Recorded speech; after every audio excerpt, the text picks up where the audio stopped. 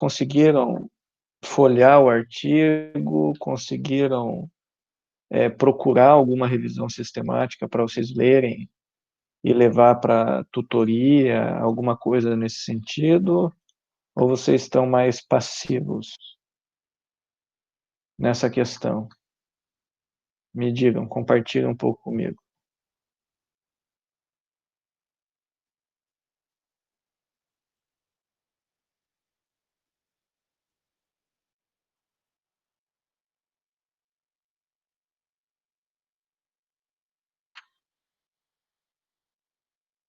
Vamos lá, pessoal? Algumas pessoas participando. Bom dia, professor. Eu confesso que eu estou um pouco mais passiva, principalmente nas tutorias, com relação ao material, porque vários dos materiais, dos conteúdos que a gente acaba estudando, a gente se baseia muito em livro didático. Só que alguns dados são muito interessantes da gente pesquisar e, e a gente acaba pesquisando mais revisões, tudo mais. Ainda eu sinto que eu, particularmente, tenho um pouco de dificuldade de encontrar revisões de qualidade, de conseguir avaliar essas revisões de forma a pegar a melhor possível para como informação para a minha tutoria, para o meu estudo, para a minha vida e tudo mais, né? Mas eu acho que a gente vai aprendendo aos poucos, a gente vai melhorando essa filtragem aí. Alguém mais? O pessoal quer fazer um relato aí de dificuldade, ou se é falta de comportamento, né? O comportamento que vocês veem desde o primeiro ano é de ler livro didático direto, é mais fácil também, né? É mais cômodo para vocês. Porque ler artigo tem que fazer essa digestão, demora mais tempo, tem que ler, reler, né? Compartilhem aí as experiências comigo.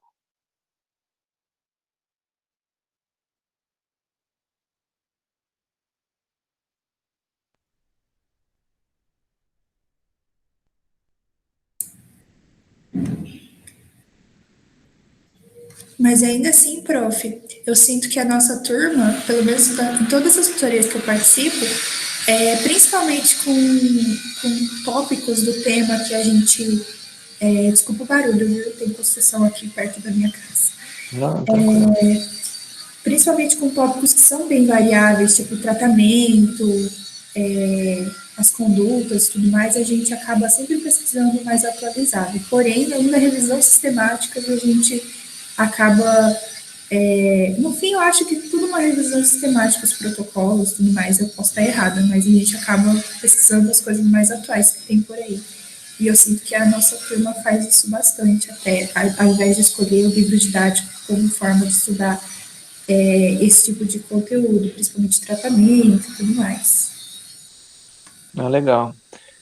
Vocês só precisam tomar um pouco de cuidado com protocolo, com documentos de sociedade, porque vocês têm que ver como é que foi feito, tá? Geralmente, os documentos são feitos baseados com viés de confirmação. O que é o viés de confirmação? Bom, minha experiência prática diz que eu devo prescrever determinado remédio ou que determinado tratamento funciona. Logo, eu vou na literatura em busca de artigos que me dê suporte para a minha opinião, tá? Geralmente, os guidelines são escritos dessa forma. Algumas sociedades mais atualizadas escrevem guidelines baseado em evidência. Aí o que eles fazem? Fazem revisão sistemática, né?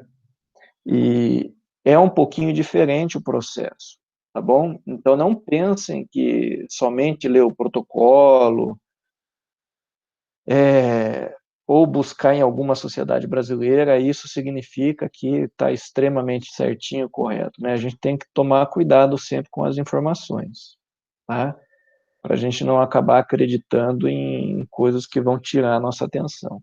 Por isso que a gente tem que sempre passar um filtro. E esse filtro da qualidade da informação, ele cabe a gente, não tem jeito, tá? Não tem escapatória. Isso faz parte da nossa formação enquanto profissional, ler, avaliar criticamente, tá? Mas, sem dúvida, a turma de vocês já é uma turma que vem de um curso mais completo. As turmas anteriores, creio eu, tiveram muito mais dificuldade do que vocês terão. Vocês já tiveram no IFC o time completo de professores concursados, em outros cenários também. Então, teoricamente vocês já estão melhores preparados, né, para o conteúdo. Mas, enfim, vamos lá então, pessoal. Vamos começar hoje. Na semana passada nós trabalhamos com revisão sistemática, mas trabalhamos mais focado na parte do Revman e de como eu uso a calculadora para tratamento, né? Eu espero que vocês tenham praticado ou tentado usar a calculadora do Revman, ou que vocês tenham buscado alguma revisão de tratamento para ler, né, de modo geral. E nessa semana nós vamos entrar naquele artigo da Cochrane, que aí é de alta qualidade, né? Obviamente que quem teve curiosidade de passar o Amistar em cima dele, deve ter observado que a qualidade metodológica sempre vai dar qualidade alta ou, no mínimo, moderada, tá?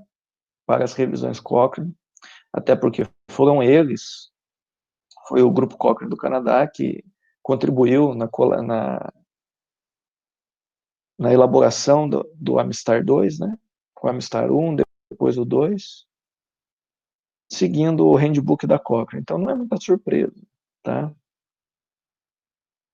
E o que a gente considera de padrão ouro para a revisão sistemática é o handbook da Cochrane, né? Então, o manual da Cochrane tem tudo o que nós precisamos saber para fazer revisão sistemática, para fazer um bom ensaio clínico randomizado, estudo de avaliação econômica, revisão sistemática com meta-análise em rede, revisão sistemática de estudo qualitativo. Então, tem tudo lá no manual. Tá? Então, é uma colaboração gigantesca com centros no mundo inteiro. Aqui no Brasil nós temos o Centro Cochrane em São Paulo, temos alguns ramos de Centro Cochrane ao redor do Brasil, um em João Pessoa, outro no Rio de Janeiro, outro em Belém do Pará. Ó, mas temos alguns espalhados pelo Brasil. Tá? Então, para quem conseguiu, pessoal, fazer o download, ou pelo menos passar o olho na revisão, esse é um artigo diferente, né? Não é de, não é de intervenção. Geralmente a Cochrane prioriza revisões sistemáticas de intervenção. Esse é de diagnóstico. Então, quando a gente fala aqui nessa revisão de diagnóstico, o objetivo dele foi comparar algumas formas de mensuração, né? Alguns métodos também.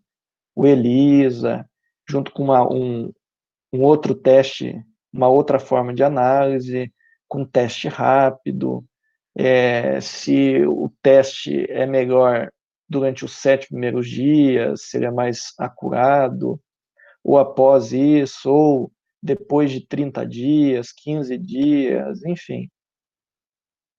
A forma que os testes são comparados, se a gente for pensar até no teste de gravidez que tem na farmácia para vender, se vocês olharem na caixinha, está lá escrito sensibilidade X%, especificidade X%, né? Então, isso tem a ver com o quê? Como é que fizeram o teste de gravidez? Como é que validaram a medida? A medida foi validada comparado com um padrão ouro, tá? Provavelmente algum exame de urina ou esperaram para ver se realmente a pessoa estava grávida, depende do que utilizaram, tem que ver na bula como é que foi feito o estudo para conseguir fazer essa comparação na tabelinha 2x2. Geralmente a gente usa o padrão ouro, tá? O que seria de padrão ouro? Como é que eu sei que a pessoa está grávida? Eu poderia fazer o teste e esperar, né? Alguns meses para ver se a pessoa está grávida, para testar com algum outro método, né? Poderia fazer um exame de sangue, enfim, existem várias formas que eu posso comparar. Da mesma forma a COVID, eu tenho teste rápido de uma marca que talvez use um reagente, eu tenho um outro teste usando um método chamado de ELISA, posso ter um outro método utilizado chamado de outra forma, enfim. Sempre que a gente fala em teste, eu tenho que ter alguma comparação, tá? Com o padrão ouro, geralmente. Ou com o teste que a gente tem de melhor, tá? Às vezes não é o padrão ouro, mas é o que a gente tem de melhor no momento. No caso da dengue, a gente pode pegar aquela, já comentamos aqui em sala de aula, a prova do laço, comparar com um ELISA ou comparar com algum outro teste melhor, né, para detectar dengue e fazer as estimativas. Será que esse teste eu posso confiar, etc, etc, né? Se a gente for pensar em avaliação física, vocês já devem ter feito avaliação física, devem já ter feito dobras cutâneas. Então, dobras cutâneas é uma forma da gente estimar a composição corporal, né? Então, eu tenho dobras cutâneas, eu tenho a bioimpedância, eu tenho água duplamente marcada, eu tenho pesagem hidrostática. Então, eu tenho um monte de método. Qual é o melhor método? Depende muito, né? Depende muito do que você tem para medir, né? Às vezes você não tem nada, você pode fazer aí um IMC, né? Também é uma forma de estimativa. Então, tudo depende daquilo que você tem, daquilo que é viável para o momento. Então, um teste a gente tem que sempre pensar. E não é porque existe teste é que eu devo fazer. Tá? Então, no raciocínio clínico de vocês, se você fez uma boa anamnese, um bom exame físico, às vezes você nem precisa pedir exame. Se você já tem a hipótese, a probabilidade da sua hipótese que você levantou de diagnóstico é muito elevada na sua cabeça, por que você vai pedir um exame? O que esse exame vai adicionar no seu diagnóstico? Tá? Não é, já que está aqui, vamos fazer. Né? Não adianta pedir exame de forma desnecessária, é erro também. Tá? É um erro, tem custo, custa caro para o SUS, custa caro para o convênio. Então é importante sempre fazer uma boa consulta, uma boa anamnese, que vocês sabem da probabilidade de ser algo comum e convencional, tá? Salvo sempre os casos raros, né? Só que caso raro, como diz a palavra, raro, então provavelmente não será isso que você pensou de ser raro, né? É um outro caso que vocês vão atender, que é alguma coisa mais rara, que vai exigir uma investigação mais aprofundada. A maioria dos casos tende a ser mais do mesmo e algo normal, né? Algo que fica em torno da distribuição normal de doenças da população. E isso acaba sendo estatístico e raciocínio estatístico, né? Então, vamos lá, pessoal. Eu vou compartilhar minha tela com vocês e espero que vocês participem igual nas 2 semanas anteriores.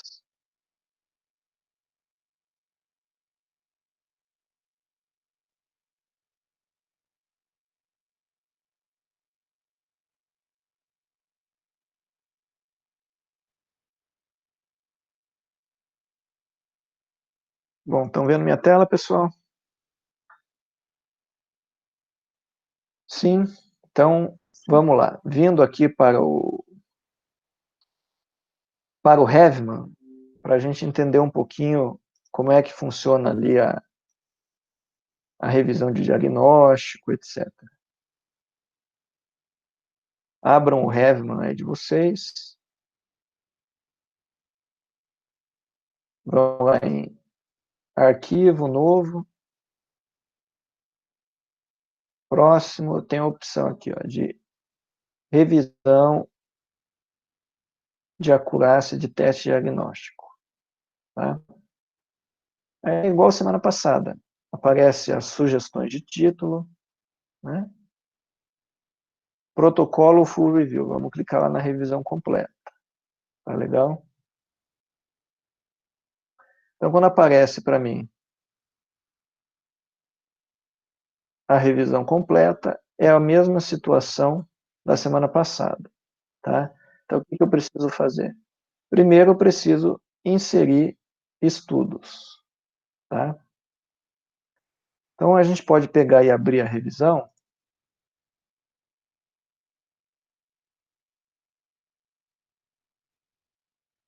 Podemos abrir aqui a revisão.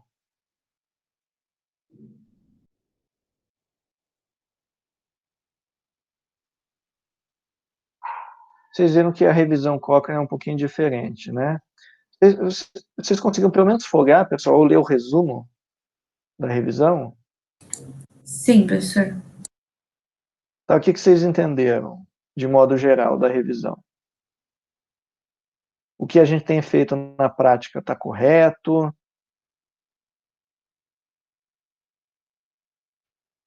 que tem de mensagem nessa revisão para a gente? Dá a entender que eles estão usando um pouco errado, né, os testes sorológicos, já que a maioria dos serviços de saúde fala para fazer o teste a partir do 8º dia. E pelo artigo dá para ver que a sensibilidade dele ainda não é muito boa nesse dia. É a segunda semana que começa a aumentar, se não me engano, 70%, né? E o que vocês entendem? Vocês entendem bem o que é uma sensibilidade, o que é a especificidade de um teste? O que mais de dado que ele apresenta? Que vocês conseguem entender isso, pessoal, numa tabelinha 2x2? Vocês já aprenderam isso? Ah, professor, essa parte de sensibilidade eu sempre tenho dificuldade em interpretar. A gente já viu, mas é algo que para mim sempre ficou confuso. Tá, então o que acontece, pessoal? Isso é algo que, assim, ó, se vocês não fizerem uma meia dúzia aí de exercício, vocês não vão lembrar, tá? Até quem não trabalha com isso, às vezes dá tilt na cabeça, tá? Então é importante que vocês façam isso para entender. Pode até pegar aqui, ó, alguns dados da revisão para entender. Vamos ver onde que tem aqui um resultado com esse aqui só tem sensibilidade. A gente pode até pegar aqui, sabe, para vocês entenderem. A figura 4,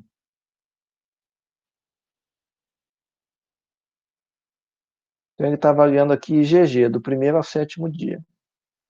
Tá? Então aqui ficam os estudos em cada linha.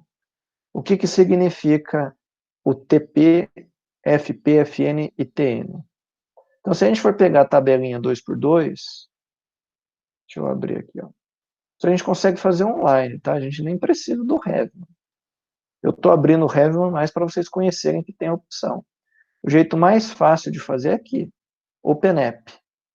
Quando eu clico em OpenApp, eu clico aqui em Screening. Quando eu clicar aqui em Screening, eu vou clicar em Entrar dados, tá? Aí vai aparecer aqui para mim. Quantos níveis tem? Tá? Se nós tivermos, imaginem assim, que a gente está trabalhando com IMC. Então, eu estou trabalhando com IMC de normal, com sobrepeso, obesidade 1, obesidade 2. Estou trabalhando com essas classificações. Tá? E eu quero comparar, deixa eu ver se daria.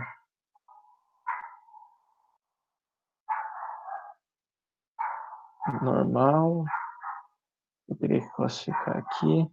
talvez classificando como normal, excesso de peso teria que chamar de sobrepeso e obesidade. Então vamos colocar assim, normal, sobrepeso e obesidade, com 3.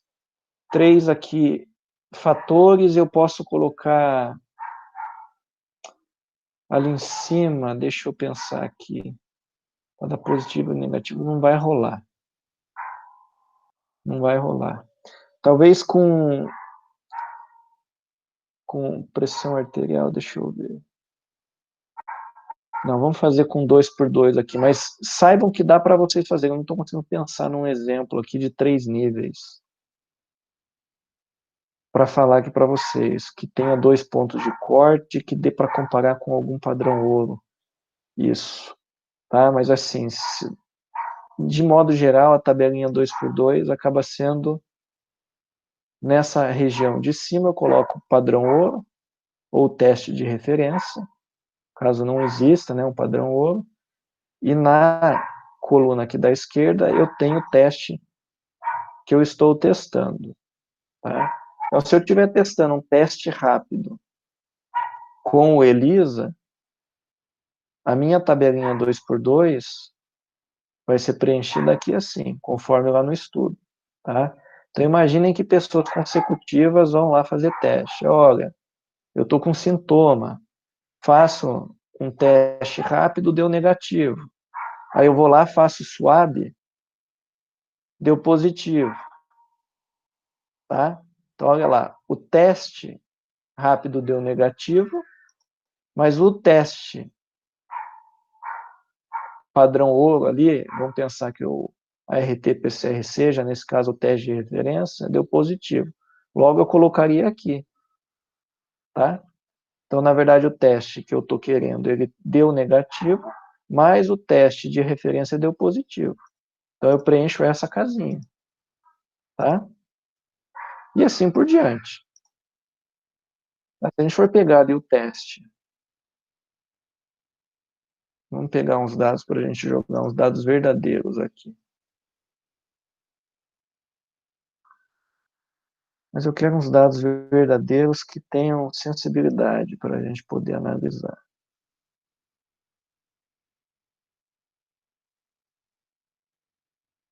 Especificidade, desculpa. Aqui, ó, tem um aqui. Tá? E mais 2 zeros aqui, ó. 14, vamos ver aqui como é que a gente consegue lançar esse. Tá? IgM para de 1 a 7 dias. Vamos pegar aqui essa linha aqui do Wang 14, true positive, verdadeiro positivo. Tá? Então a gente chama essa primeira casinha, a gente chama ela de verdadeiro positivo. Essa segunda casinha é chamada de falso positivo.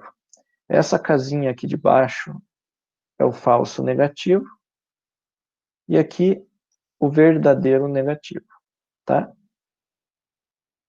Então, se for pensar, se vocês quiserem uma forma de decorar, né? Em cima são os P's, né? De positivo, tá? True positive, false positive. Embaixo são os N's de false negative e true negative, tá? Falso negativo e verdadeiro negativo. Tá? Aqui eu tenho o verdadeiro positivo e aqui o falso positivo, né? E aí a gente insere aqui os valores. A formulinha, pessoal, é por coluna. A sensibilidade de um teste, o que ela avalia? Qual que é a fórmula? Eu tenho esse valor. É sempre percentual, tá, pessoal? Então, se eu tenho aqui o valor do teste, o número A, que deu o verdadeiro positivo, e aqui eu tenho um valor, né, de falso negativo, o que eu tenho que fazer? Qual que é a sensibilidade do teste? É esse valor dividido pela soma dos dois. Então, eu somo e tenho, desculpa, eu faço a divisão, né? Então, se eu pensar aqui numa fórmula, eu posso pensar aqui que é A, né? A, B, C e D. Então, aqui, se eu pensar que é A, então é A dividido por A mais C. Esse é o meu valor de sensibilidade, tá? O meu valor de especificidade quer dizer o quê? Ele tem relação com o verdadeiro negativo, tá? Então, aqui no caso seria D dividido por B mais D, né? É o valor total. Isso a gente pensando na coluna, né? Considerando sempre quem? O teste de referência é o padrão ouro. Agora, eu posso fazer o quê? Eu tenho um outro valor que é por linha. Por linha eu tenho o quê? Por linha eu tenho o valor preditivo positivo e o valor preditivo negativo. Tá?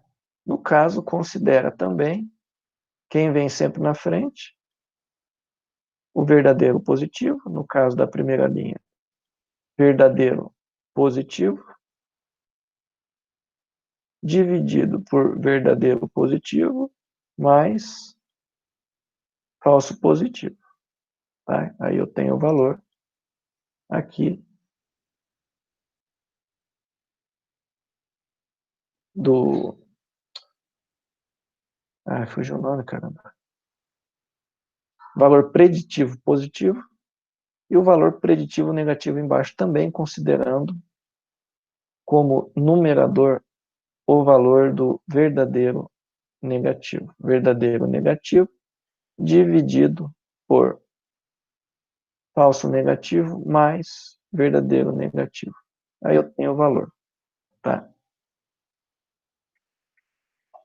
Bom, Esse aí, no caso, então, professor, quanto mais próximo de 1, melhor, preditivo do teste.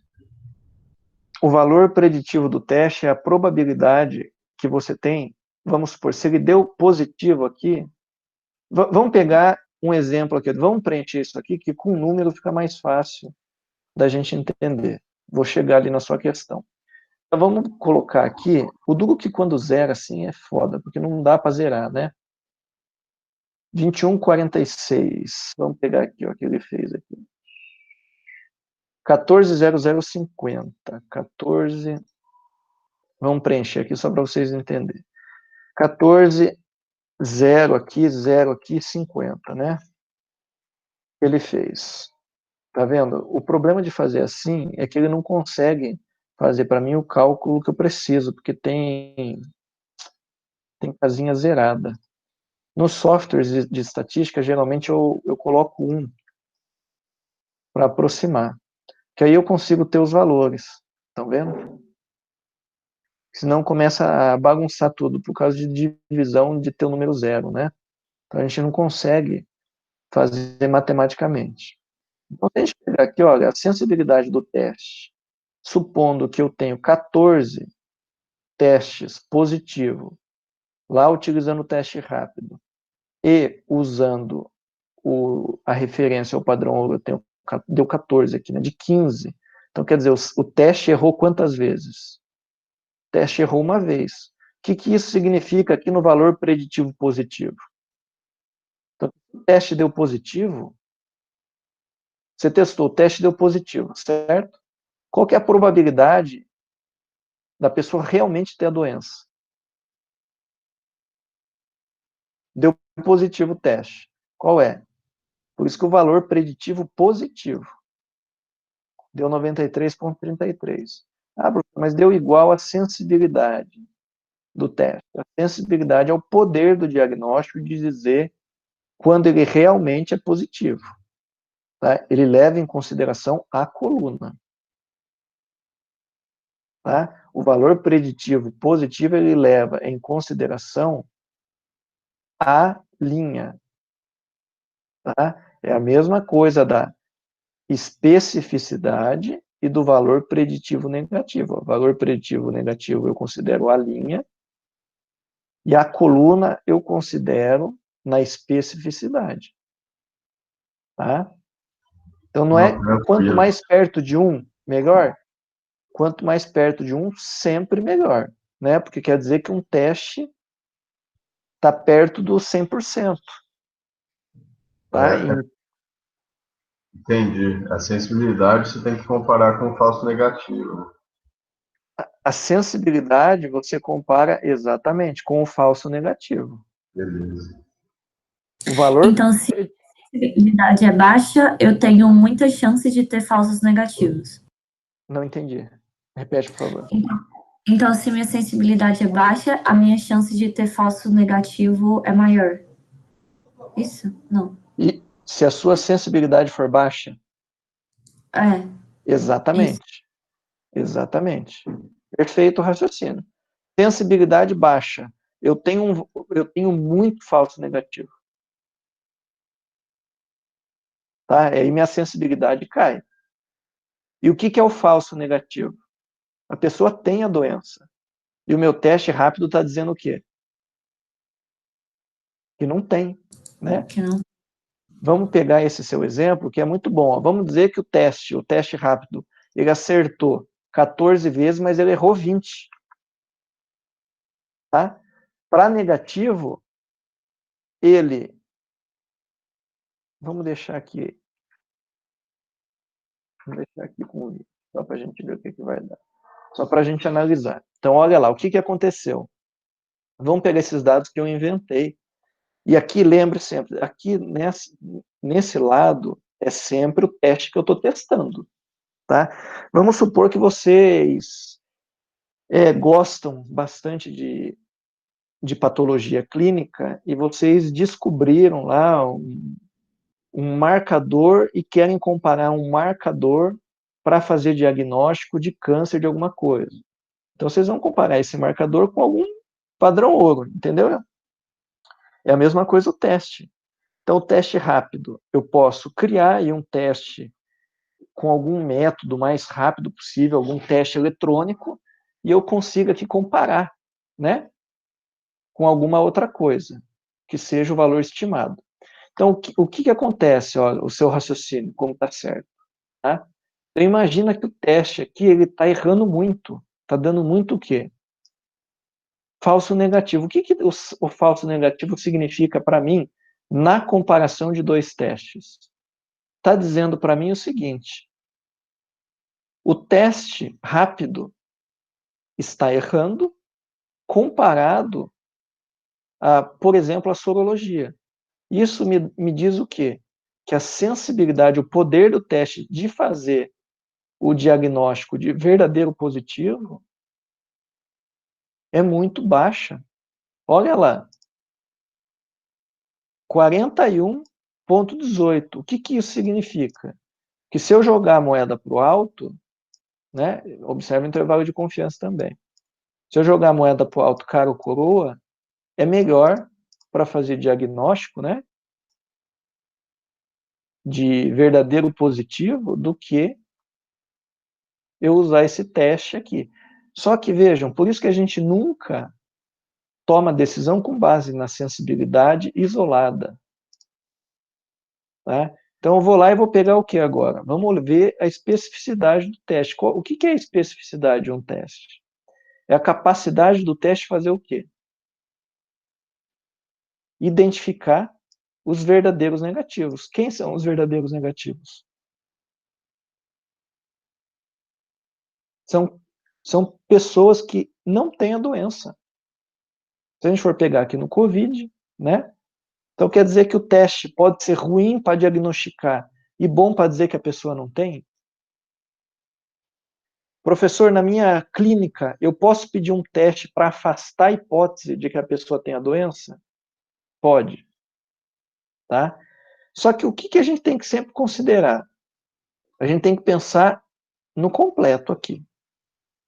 Tá? Em todas essas variáveis. Tá legal? Então, é um teste muito ruinzinho, né? Para a sensibilidade. Certo? Para a especificidade, é uma especificidade que nós chamaríamos de baixa para moderada. Tá? de 71,43%.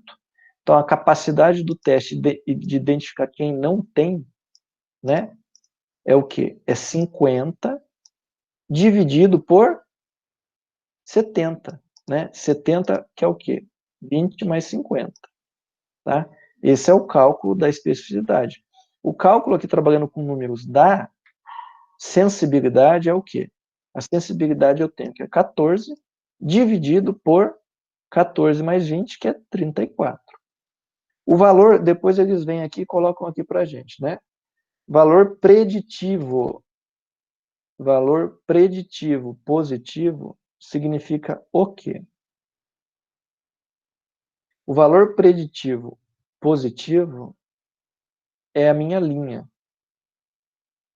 Como esses dois valores estão iguais, estão vendo? Por isso que está dando igual aqui o valor de sensibilidade e de especificidade. Eu tenho 34 aqui, 34 aqui. Foi uma coincidência, tá? Então, se o teste... Vamos lá, professor, deu positivo o teste. Qual que é a probabilidade que eu tenho desse teste estar certo? Pensando nele aqui na linha, né? Que aqui eu tenho positivo e o negativo. Qual é? 41%. 41,18. E o valor preditivo negativo, a mesma coisa. Pensando no teste e não na doença. Tá? Na Professor, doença. Oi. e quando existe a possibilidade desse teste dar inconclusivo, onde que esses dados vão ser colocados? Dados inconclusivos, não tem espaço para ele. Sempre que a gente trabalha com dados dicotômicos, pessoal, eu só tenho essa opção, positivo e negativo. Tá? Se eu tiver que trabalhar com um pouquinho mais de complexidade, a gente já começa a complicar o teste. A não ser que eu crie uma terceira casinha aqui, igual eu mostrei ali para vocês, sabe? Na hora de começar aqui, entrar os dados, eu posso tentar colocar aqui 3 variáveis. Enter date. Não, deixa eu ver aqui. Deixa eu ver se eu tenho que entrar aqui de novo. Aqui. Lembram que apareceu essa opção? Se for positivo e negativo, olha, eu sempre vou colocar 2. Vamos supor que o meu teste ou um marcador biológico, ele quer identificar alguma doença como leve, moderada ou severa, né, ou grave. Eu colocaria 3 aqui. Ali, para mim, apareceria o quê? 3 opções. Tá? Então, aí eu teria o leve, moderado e o grave e o teste de referência aqui em cima, para positivo e negativo. Talvez, se a gente considerar como inconclusivo, mas inconclusivo, o teste rápido deu inconclusivo e o padrão ouro deu positivo, dá para fazer o cálculo. Tá? Com 3 variáveis aqui daria. Eu posso mudar aqui o nome, tá? Eu poderia chamar aqui de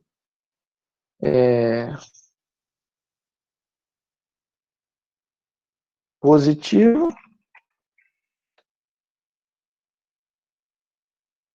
negativo, inconclusivo. Inconclusivo.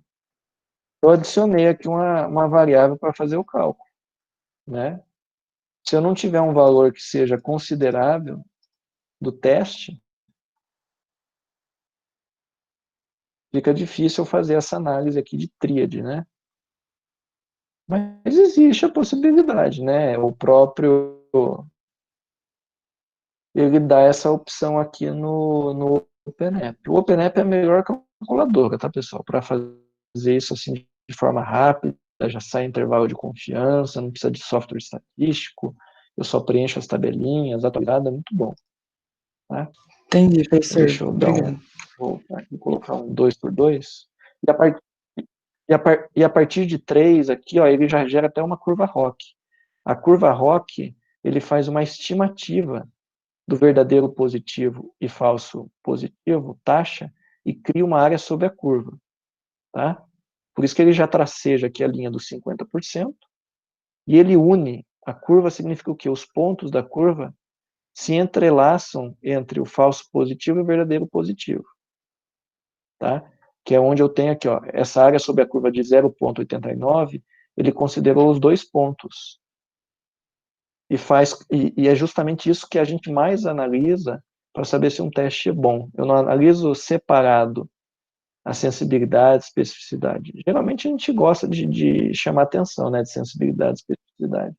Mas o mais importante é a gente saber se a curva ROC ali, como é que deu essa área sobre a curva, qual que é o valor dela, tá? Vou pegar aqui os dados para a gente continuar. Como é que estava ali? Vamos ver se a gente acha um dado real. Que não tenha zero.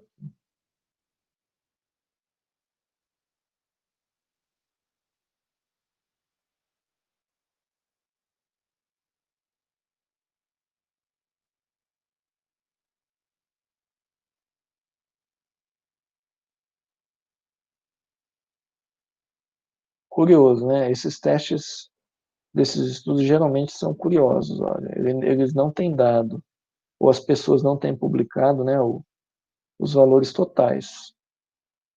Está parecendo que os testes são 8 ou 80, né? Tudo ou nada. Que no mundo real não é bem assim, não.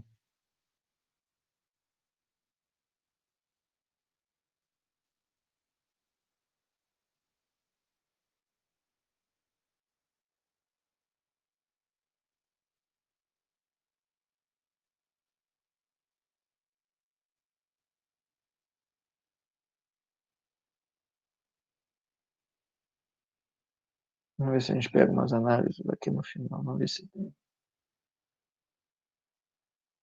Estudo pequeno, mais estudo pequeno. Opa.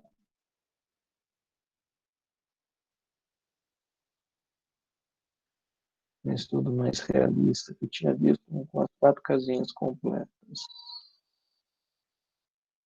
Ah, aqui.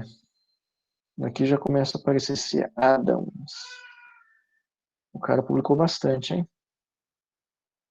Com o teste. Vamos pegar esse aqui que tá maiorzinho, né? O que ele fez aqui? IgM. 15, 4, 25 e 138. 15, 4, 25 e 178, é isso?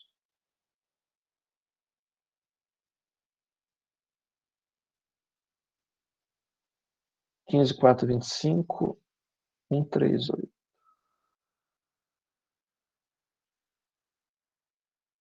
Vamos calcular. Aumentando aqui para vocês. Olha lá o que nós tivemos, né? Nós tivemos uma sensibilidade muito baixa, né? De IgM ao longo do tempo. Nós tivemos especificidade do teste alta, né?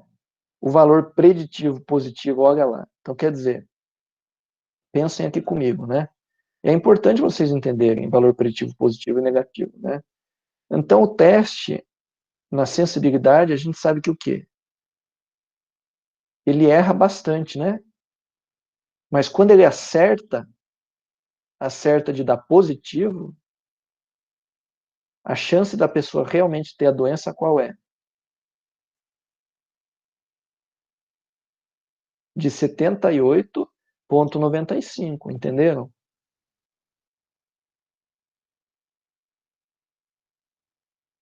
Entenderam esse raciocínio, pessoal? Professor, o senhor pode repetir, por favor? Sim, isso é importante que vocês prestem atenção. A sensibilidade do teste mostra para mim o quê?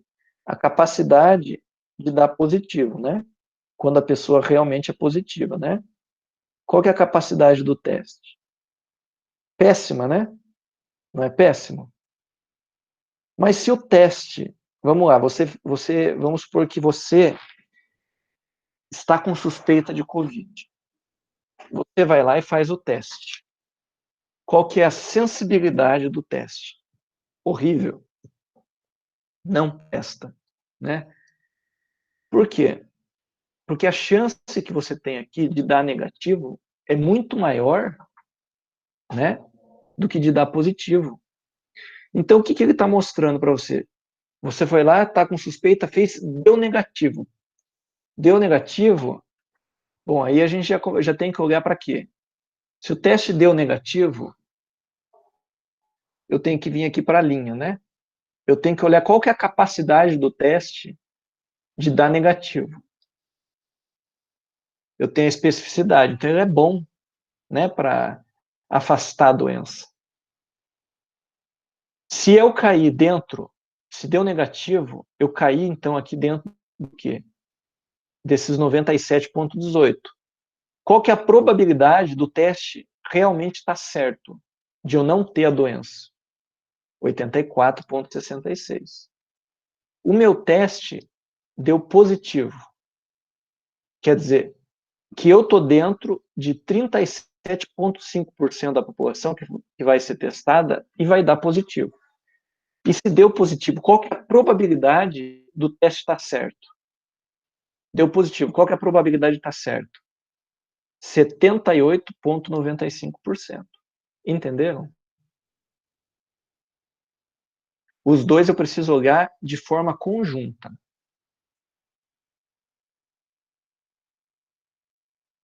Conseguiram entender isso, pessoal? Ô, professor, Oi. no UpToDate eles falam que o teste sorológico não deve ser realizado isoladamente porque ele tem um valor preditivo positivo baixo, mesmo com uma especificidade alta. O que isso quer dizer? É exatamente isso que a gente está dizendo. Se ele falou que tem um valor baixo, está vendo esse valor preditivo que a gente está dizendo?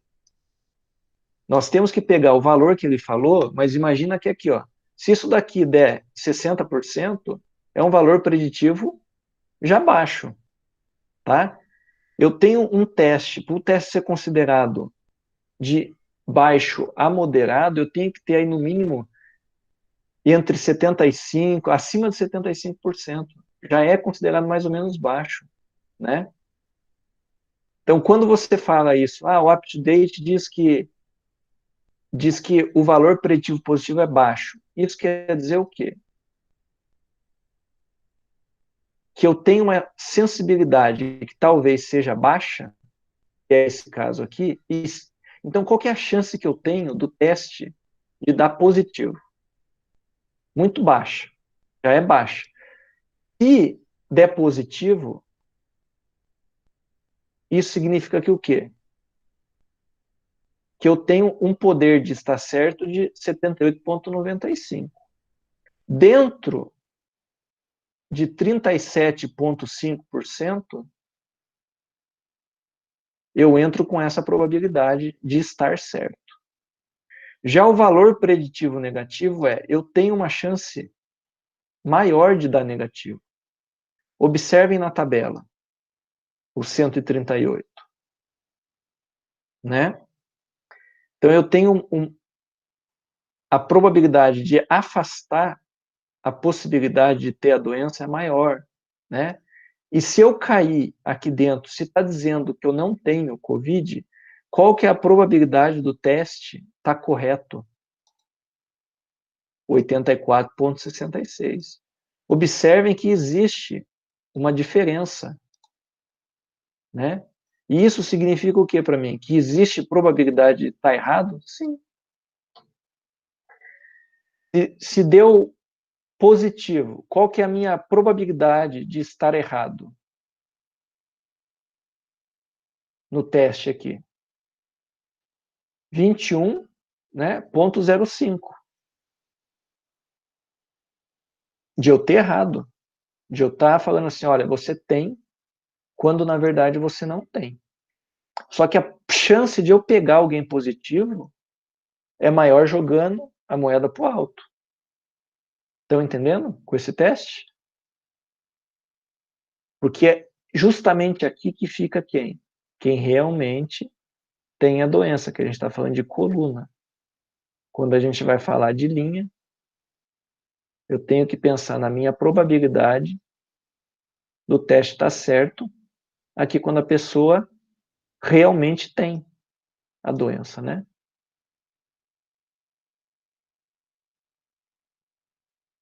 Dúvidas, pessoal?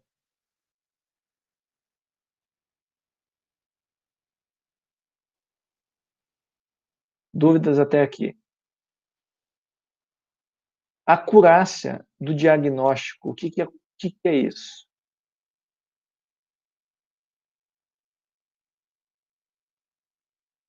Estão me ligando aqui, calma aí, deixa eu só ver aqui. Né?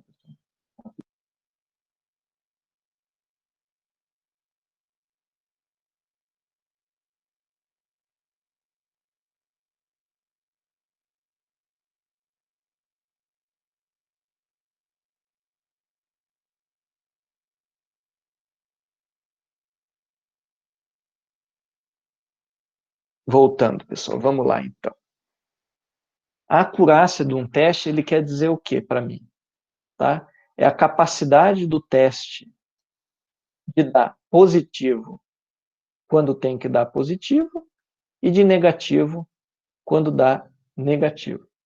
Tá? Então, sempre que vocês quiserem ver uma fórmula, pessoal, vocês estão vendo aqui comigo.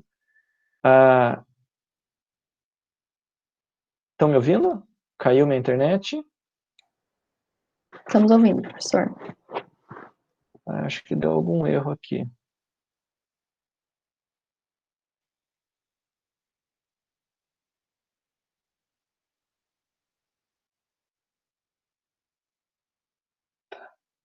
Vamos ver se abre aqui para vocês. Eu acabei fechando.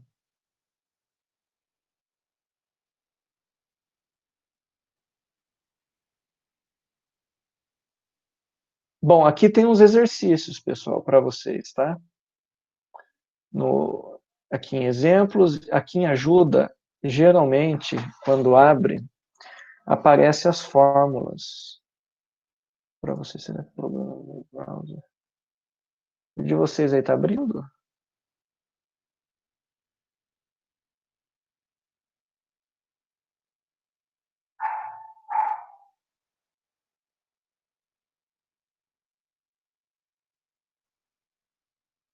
Deixa eu ver.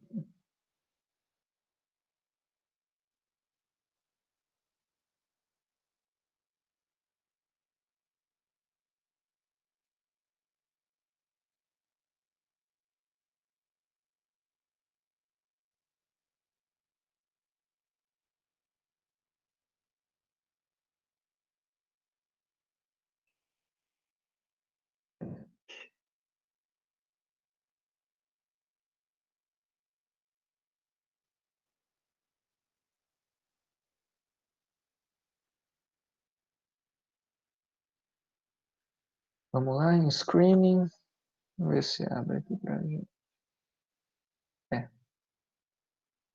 Realmente está com problema. Documentation.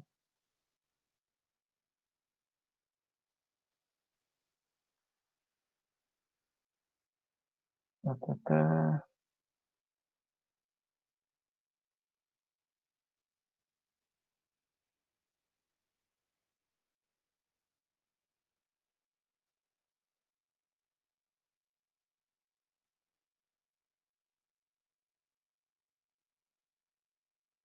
Estamos desamparados aqui pelas fórmulas. Eu queria mostrar para vocês, sempre que vocês tiverem dúvida,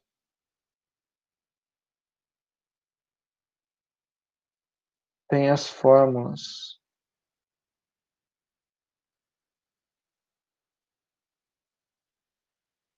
Não vai abrir. Tem as fórmulas certinho de cada item aqui, tá? Vamos voltar para lá.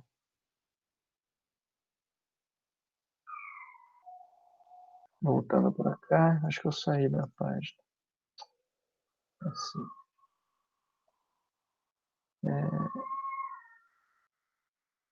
Pegar aqui o dado na revisão Cochrane que a gente pegou.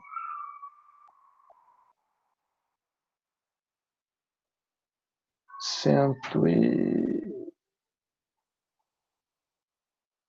470, 29, esse aqui tá. Vou pegar esse outro aqui.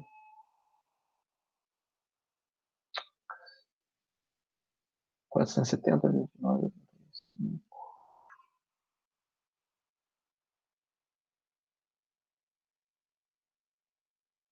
85, 15, 29. 15, 29. Não dá calcular. Vai aparecer outro valor aqui para a gente, né? Tá legal. Então, voltamos aqui para a acurácia, né? A acurácia do teste é essa capacidade do teste de dar positivo ou de negativo dividido pela probabilidade dele dar falso positivo ou falso negativo. Tá? Então, eu tenho uma acurácia do teste de 94,6%.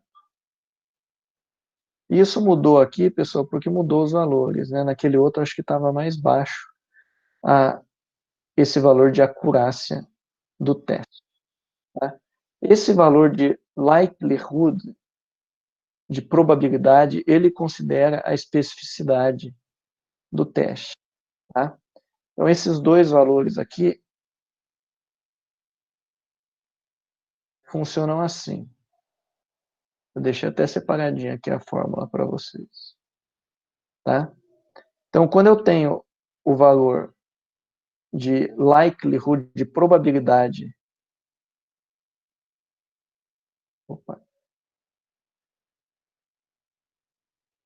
a probabilidade, ou a razão de probabilidade do teste ser positivo, eu tenho que fazer a sensibilidade do teste dividido por 1 menos a especificidade do teste. Nesse caso, olha, nesse exemplo deu 7. E o que isso significa? Então, vejam bem. No caso do 7, aqui o valor que ele colocou, quanto mais longe do 1 aqui, no caso, é melhor, tá? Para diagnosticar. Tá? Quanto mais longe do 1, melhor. Então, olha lá, esse, no caso, é um teste moderado para muito bom. Para diagnóstico do quê? Para diagnóstico de gripe, influenza, aqui no caso. Ele chamou de flu.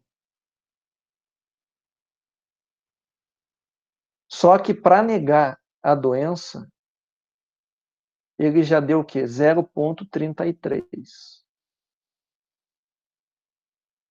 Então, quando ele deu negativo, aqui, ó, a razão de probabilidade do teste ser negativo, então um significa rule, quando eu falo em inglês, rule in é a capacidade, é a probabilidade de eu diagnosticar realmente.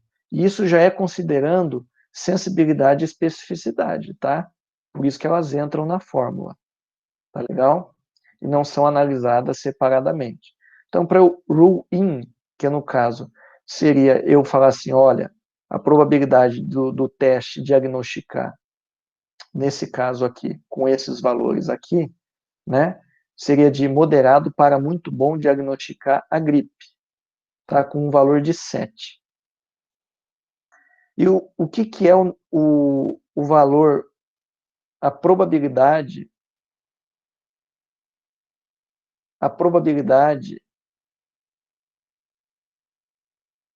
da razão do teste negativo? Seria 1 menos a sensibilidade dividido pela especificidade. Então, se eu tenho aqui 0,33, isso significa o quê para mim? Tá?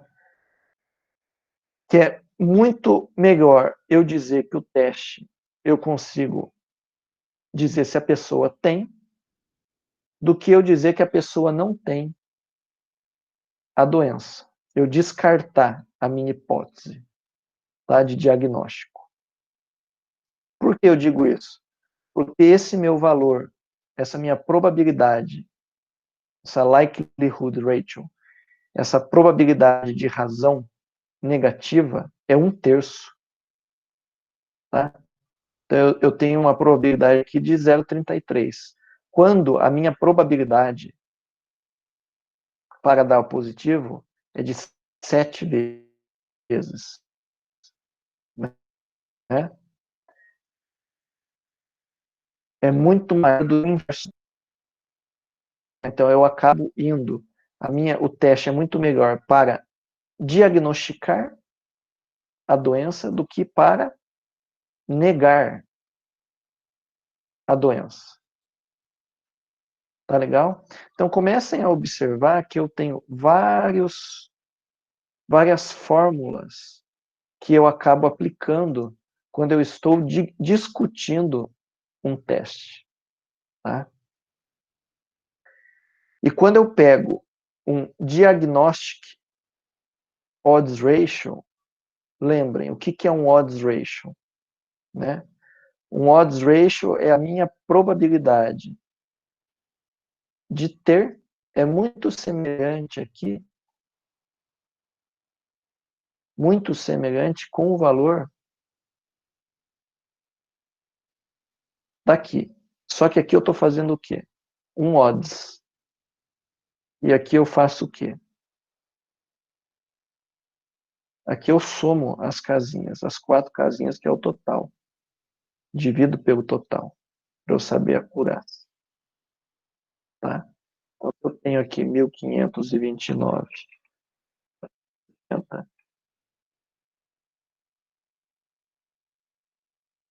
pegar a calculadora. Dividido por, quanto deu aqui? 2.113. Eu tenho 94%, é isso que deu aqui. Isso, 94%. Bateu, né? A acurácia do teste é eu fazer o quê? É eu somar esse valor, né, de positivo mais o valor de negativo e dividir pelo total. Eu tenho uma acurácia do teste que é esse valor. O diagnóstico odds ratio é diferente. Eu tenho o quê? Uma multiplicação dos cruzados e uma divisão, né? Então, teoricamente, eu teria 470. Isso é pensando em fórmula, senão a gente tem que voltar e repensar a pessoa naquele raciocínio. Tá? Que é a probabilidade de T dividido pela probabilidade de não ter, dividido pela probabilidade de não ter por T. Isso vai gerar na multiplicação, né? Que a gente inverte e gera, vamos ver se bate aqui o valor. 1529 vezes 470.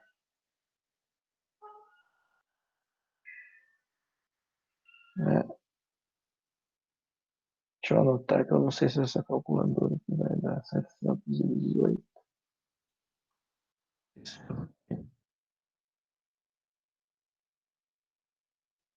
Dividido por 85 por vezes 29.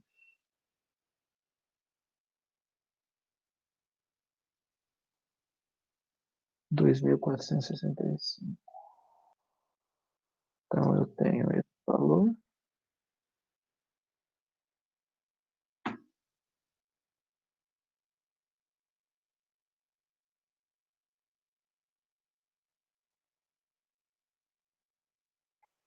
R$308,30 dividido por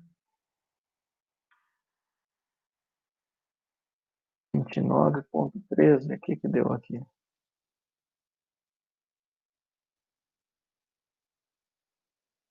Será que eu errei algum zero aqui?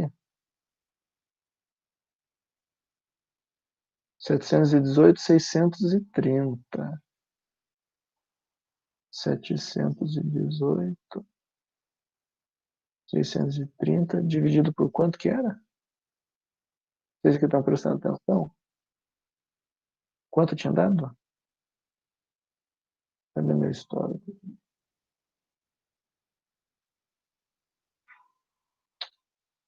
Vocês não estão acompanhando nada, né, pessoal? Professor, 85 vezes 29 tinha dado 2.465. 700 calma lá, me ajuda aí. 718, 630, 718, 630. Dividido por quanto? Por 2.465. 291,53 aqui, né? Qual é o valor que deu lá? Olha lá. Bateu, né? Então comecem a observar. Professor, o que é isso que você fez? Eu peguei e fiz a multiplicação de 470 com 1.529, dividi por 85 vezes 29. Me deu o valor do Diagnostic Odds Ratio. Tá? O que é o Diagnostic Odds Ratio? Como que eu interpreto isso? Quanto mais longe de 1, melhor.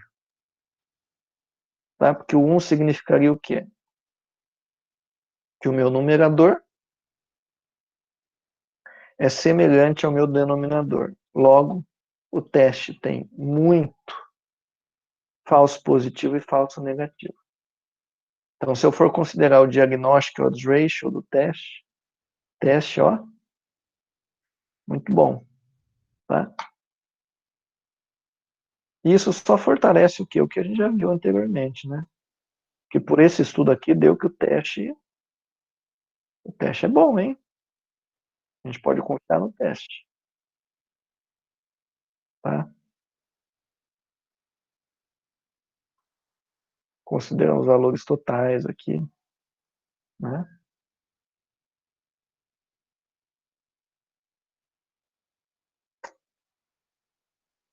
E o teste é melhor para afastar aqui a doença, olha o valor, né? O likelihood ratio aqui dele, né? Deu de 45,5, né? Comparado com o exemplo ali que nós tínhamos aqui, de 7, né?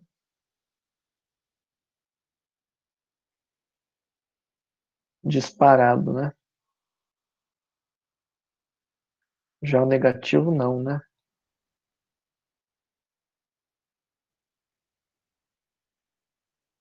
Já o likelihood negativo de 0,15. Né? Mas, de modo geral, o teste se comportou muito bem. Dúvidas, pessoal, quanto a isso?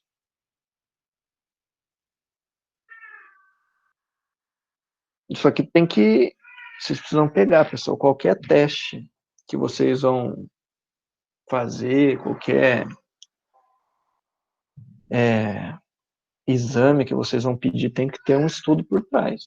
Como é que eu sei que determinado teste funciona? Como é que eu sei que é aquele teste rápido que estão vendendo na farmácia de 200 e poucos, R$300, ele realmente é sensível, é acurado, né? Ele tem uma acurácia boa, ou ele tem uma precisão boa, que são conceitos diferentes, né?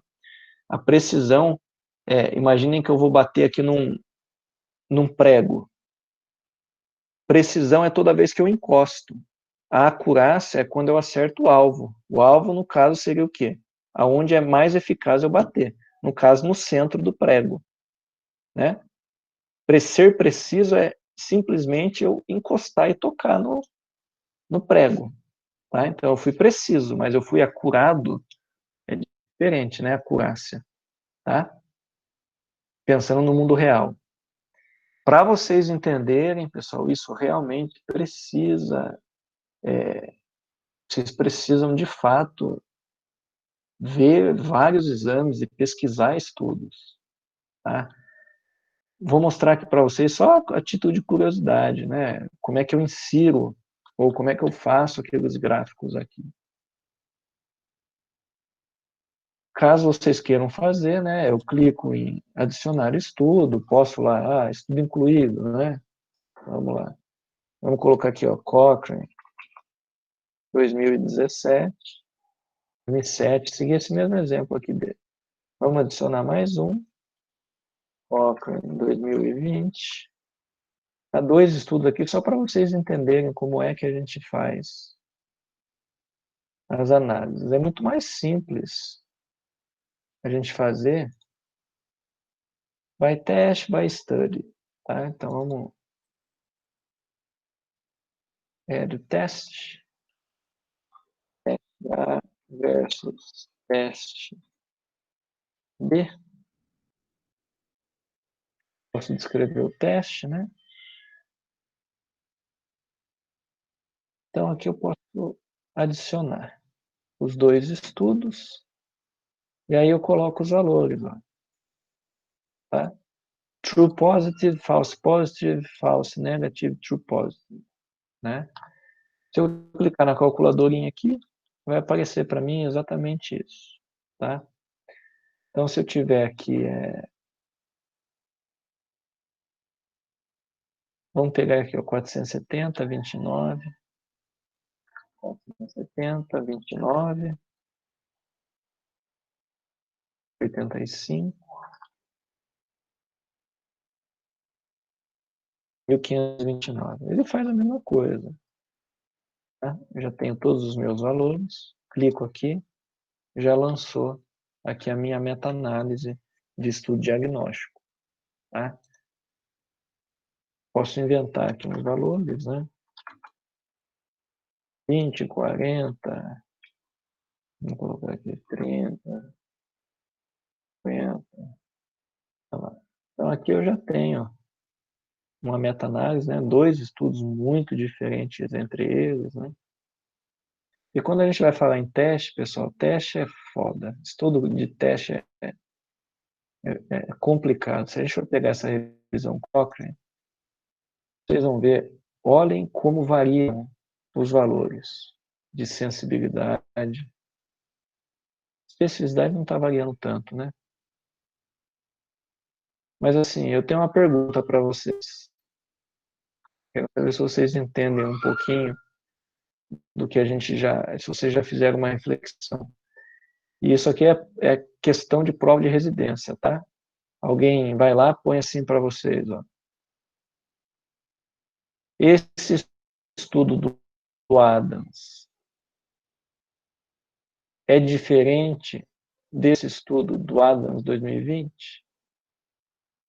Existe diferença estatística significante somente olhando pelo gráfico entre esses 2 estudos, do ponto de vista da sensibilidade?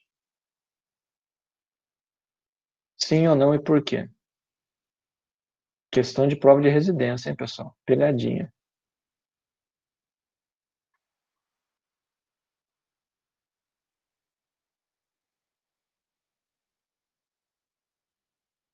O que vocês vão responder?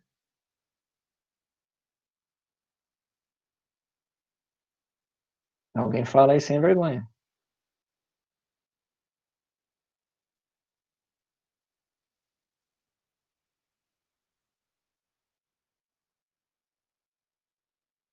Vamos lá, vão deixar em branco essa questão na prova da residência? Eu falaria que não, não sei, porque é da mesma quantidade de falso negativo? Os dois? Vamos lá. Vejam que é pegadinha, né? Pegadinha é cruel. A resposta está onde? No intervalo de confiança, ó. Vocês precisam solidificar esse conteúdo na cabeça de vocês. Esse estudo é diferente desse? Estatisticamente significante. Porque eu não tenho sobreposição. Ó. Olha a distância. Se eu puxar uma reta aqui, ó, esse intervalo de confiança desce aqui. E esse Eu só olhei o desce. estudo errado, desculpa, professor. Olhou? Então, mas vocês entendem isso, pessoal. Esse estudo aqui, ó, não tem diferença estatística significante para esse, que não tem para esse, que não tem para esse, que não tem para esse. Então, se a gente pegar todos esses 5 estudos aqui, ó, nenhum teria diferença estatística significante entre eles. Tá? Porque todos eles se sobrepõem, o intervalo de confiança se sobrepõe. Sempre que o intervalo de confiança se sobrepõe, eu não tenho. Isso quer dizer que os estudos são muito semelhantes. Ó. Só que se vocês olharem aqui, ó, olha a sensibilidade. Cara, olha como é que é isso aqui, uma festa. Muito ruim, muito bom, mais ou menos. Comecem a ver, mais ou menos, mais ou menos, mais ou menos, tudo perto de 50. Mais ou menos, muito bom, muito bom, muito bom, muito bom, muito ruim, ruim, ruim. Comecem a fazer bastante inspeção visual. O gráfico diz bastante coisa para a gente. O gráfico conversa com a gente. Tá? E vocês precisam entender o intervalo de confiança, quando se sobrepõe. A heterogeneidade entre os estudos é muito grande. Eu tenho aqui de tudo. Olha, olhando para o gráfico. Professor, eu tenho uma dúvida quanto à heterogeneidade nos estudos. Até agora, eu não consegui entender se ser muito heterogêneo entre os estudos é bom ou se é ruim. É ruim. Se eu estou falando de teste e os estudos são muito heterogêneos, o que eu estou dizendo? Ó, eu tenho, para algumas pessoas, ele é muito ruim. Se eu for fazer uma análise de sensibilidade, pode ser que o teste seja muito bom para essas pessoas. Ó. Aí eu tenho que avaliar. Mas quando eu falo de heterogeneidade, eu tenho que investigar. Existem 3 tipos de heterogeneidade: clínica, metodológica e estatística. Clínica. Eu posso ter misturado teste de criança, adulto, pessoa com doença crônica. Aí vira um samba aqui do crioulo doido, né? Eu posso ter variedade, uma heterogeneidade metodológica, que é eu misturar um monte de estudo. Eu misturar estudo bom com estudo ruim, estudo que foi feito à amostra de qualquer jeito, ou só com pessoas saudáveis, ou outro estudo que foi feito só com pessoas com suspeita, outro estudo que foi feito só com pessoas com sintomas. Vejam como é difícil avaliar. Não é fácil avaliar estudo. Vocês têm que ter isso claro na cabeça. Que, olha, ler e avaliar um estudo demora horas para eu sentar e me debruçar. Eu tenho que entender justamente tudo isso de heterogeneidade. Então, quando eu pego uma revisão sistemática para ler, eu quero acreditar que a pessoa já fez essa análise para mim, já fez uma análise crítica, eu posso pegar o quê? Digerir ela só. Tá? Então, quando eu indiquei para vocês uma revisão Cochrane, é que é para vocês lerem algo que vocês podem confiar. Né? Então, eu não preciso ler um por um para ver.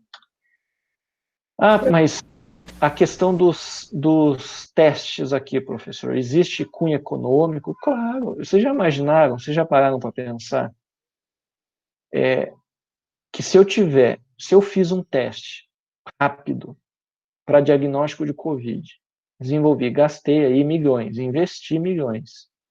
Imagina que eu vou publicar um estudo que vai ser contra o meu teste. Eu quero recuperar o meu investimento e quero lucrar. Então, tudo isso a gente tem que sempre ficar esperto. Você acha que o cara que vende o teste de farmácia de gravidez vai colocar ali que o teste de gravidez dele é ruim? Então, vocês vão ver lá a sensibilidade, especificidade do teste de valor maravilhoso, né? Agora, é bom mesmo? Temos que, né? A gente tem que, de certa forma, às vezes, confiar, né? O cara apresentou ali um estudo, né, de acurácia do teste, foi um estudo bem feito, beleza, né? Mas a gente está exposto a tudo isso. O mercado, o capitalismo, ele visa o lucro e o dinheiro, né? E fazer teste, pessoal, fazer teste é um puta mercado. Então, fazer teste de PSA é que vocês não leram, né, o livro que eu indiquei para contar as 10 aulas lá iniciais.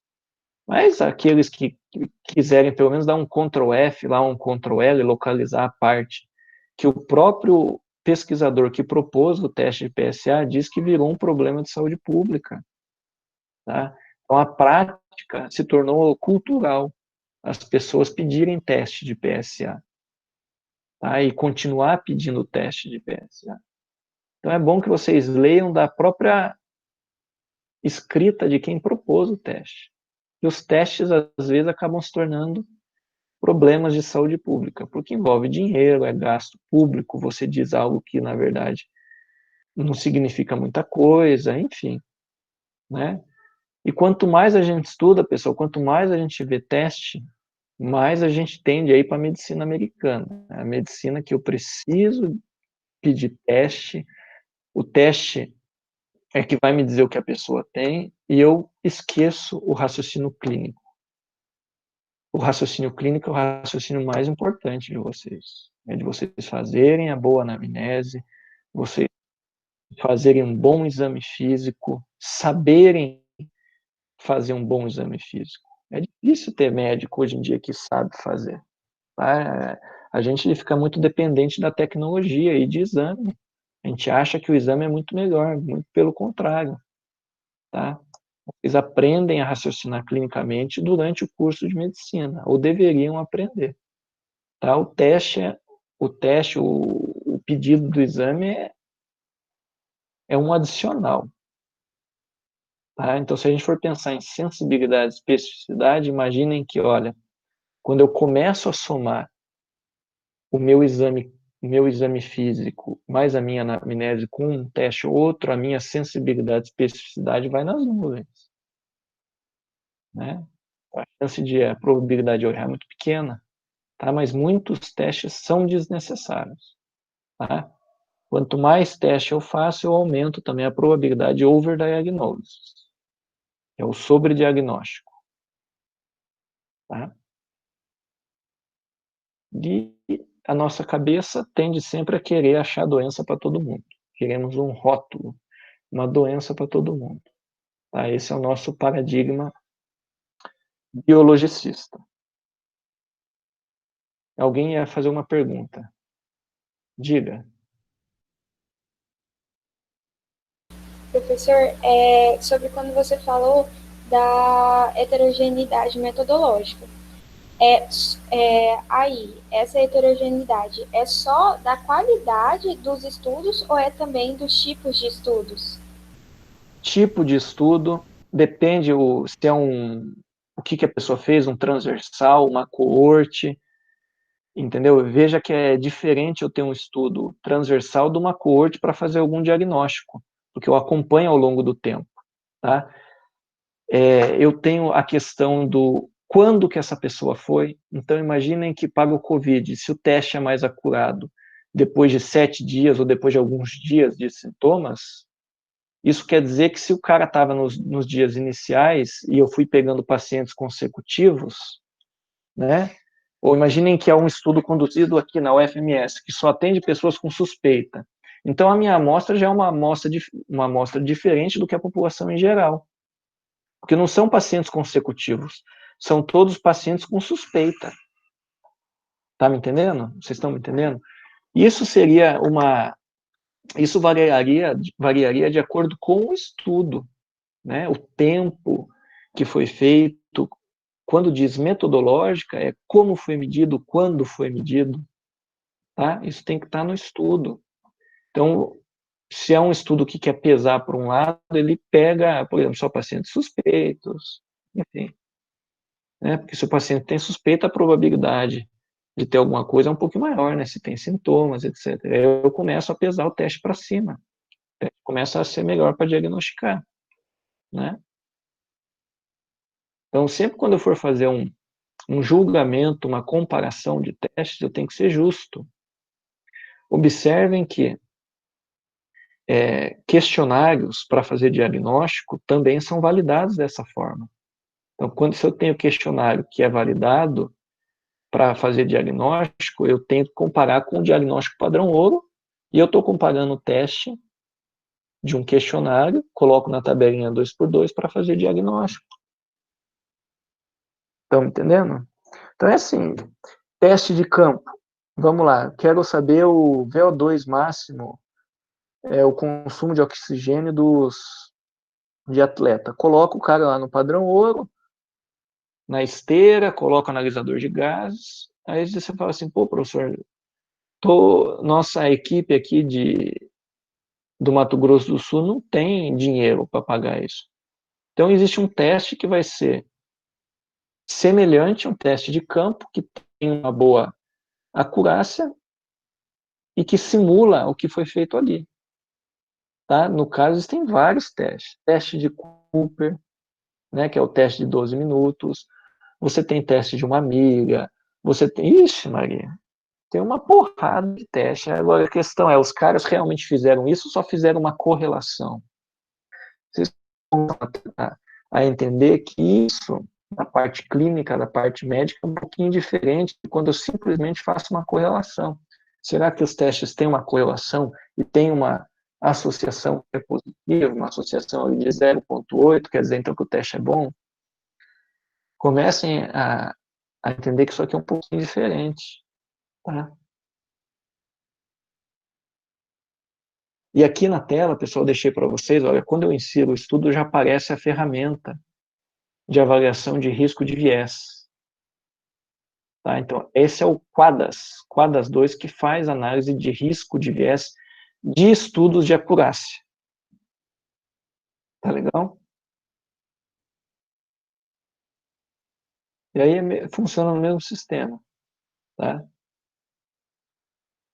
Foi evitado ao caso controle, né? O melhor tipo de estudo é estudo com amostra randomizada, que os pacientes são acompanhados ao longo do tempo para ver se desenvolve doença, né? Mas também são estudos mais caros, né? Para a gente analisar a acurácia de teste, etc.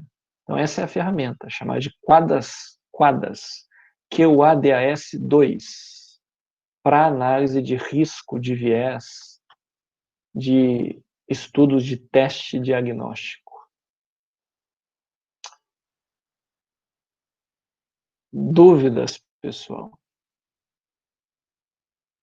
Entender um pouco mais disso? Vejam, pessoal, vocês precisam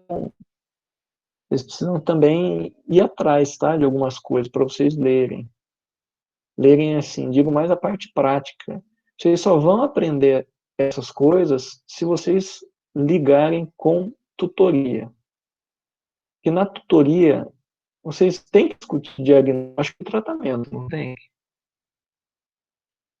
Então, vocês irem buscar alguns estudos e entender a matemática, que não é difícil por trás, vocês conseguem ir bem. Vocês já aprenderam a buscar estudo, revisão sistemática de intervenção, a interpretar. Agora, vocês têm noção de teste diagnóstico, né? Por que eu vou pedir um monte de exame para o paciente? Eu peço tudo, comecem a pensar assim, ó. Quando eu começo a investigar tudo, eu nem sei o que eu estou procurando. Eu tenho que ter uma hipótese prévia na minha cabeça. Né? E o raciocínio clínico de vocês passa pela tabela 2x2, não tem como não passar para vocês fazerem diagnóstico. Vocês conseguem enxergar a importância disso? Vocês conseguem entender que vocês precisam entender disso?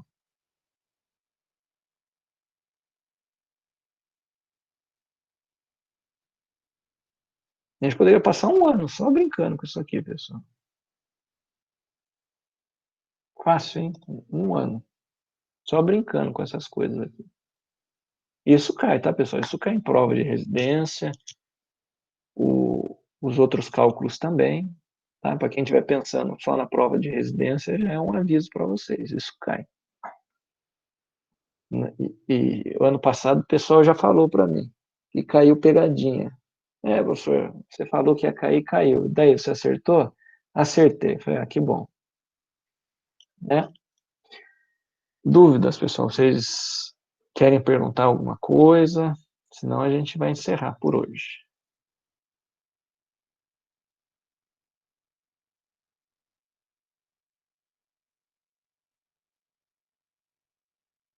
Não? Nenhuma dúvida?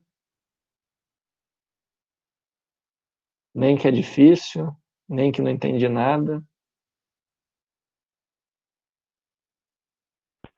Professor, no caso da tabela 2.2, a gente pode falar que pode ser naqueles erros tipo 1 e tipo 2, porque falso positivo, falso negativo, você fumar alguma coisa que é verdade ou... Posso chamar de... Se você quiser chamar de erro 1 e chamar de alfa e beta, você pode chamar. Né? Porque ali não deixa de ser no seu raciocínio aí de estatístico, não deixa de ser uma tabelinha ali 2x2 de teste de hipótese nula e hipótese alternativa, né? Mas eu não chamaria, tá? Mas se alguém colocar, você pode tentar inferir que a pessoa está dizendo isso ali.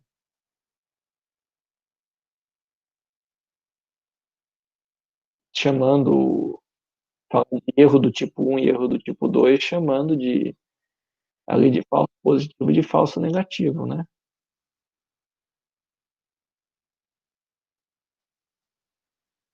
O que mais, pessoal?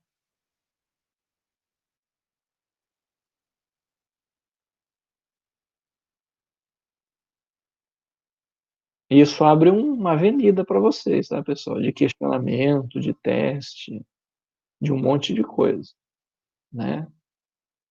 Você está com suspeita de alguma lesão, alguma coisa, vamos pedir qual exame? Mas tal exame é bom mesmo? Né? Teste genético. Mas será que esses testes genéticos vendidos pela internet, será que realmente é bom para fazer previsão aí de doenças? Já devem ter visto, né, esses testes. Para a questão hereditária é até que interessante. Eu ganhei um teste desse de aniversário. Aí dá para você o percentual de onde que você vem. 30% vem do sul da Itália, 30% é português e espanhol, 8% índios americanos, enfim. Parte hereditária é bastante... Essa parte histórica é interessante. A parte de doença, não recebi o resultado ainda, mas quando eu tiver, eu vou dar uma olhada para a gente até rir um pouco, né? Porque a gente sabe que o ambiente influencia demais, né? Nosso comportamento, etc. E aqueles que gostam dessa parte genética e acham que a genética ou aprenderam durante o curso que a genética é uma parte que não é modificável, é mentira, né?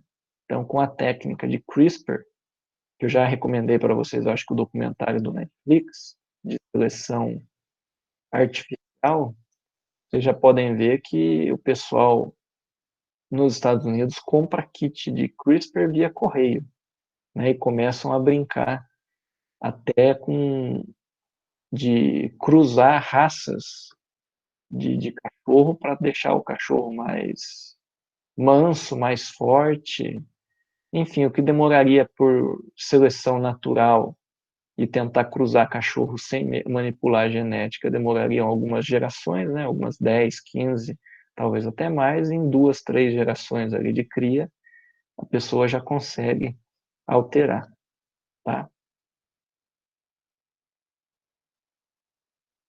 Então, o que mais, pessoal? Só isso por hoje? Fechamos? Mais nenhum comentário, nada? Não? Então, finalizamos, pessoal. A aula de hoje, semana que vem voltamos, então, se ninguém for falar nada, voltamos então para a nossa pirâmide e vamos descer a pirâmide de evidências Vamos descer a pirâmide para os estudos, para o ensaio clínico randomizado. Tá legal? Então, vamos avaliar o risco de viés do ensaio clínico randomizado. É isso aí, né? Aí que a gente parou. Então, até mais, pessoal. Bom dia, boa semana para vocês. Tchau, tchau. Obrigada, professor. Bom dia.